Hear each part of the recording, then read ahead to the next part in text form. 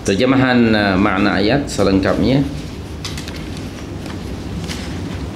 Sesungguhnya orang-orang yang menyembunyikan apa yang telah diturunkan Allah, yaitu Alkitab, dan menjualnya dengan harga yang sedikit, harga yang murah, thamanan qalila. Mereka itu sebenarnya tidak memakan atau tidak menelan ke dalam perut mereka melainkan api.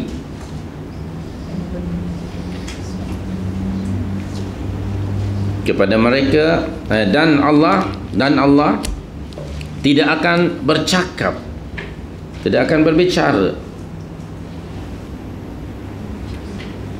dibiarkan, ya. Allah tidak akan berbicara kepada mereka pada hari kiamat dan tidak akan mensucikan mereka, dan bagi mereka siksa yang amat pedih. Ayat 175,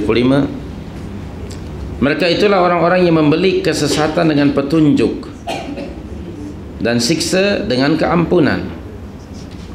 Maka alangkah beraninya mereka menentang api neraka. How dare, betapa beraninya mereka. Yang demikian itu adalah kerana Allah telah menurunkan Alkitab dengan membawa al-haqqa, kebenaran.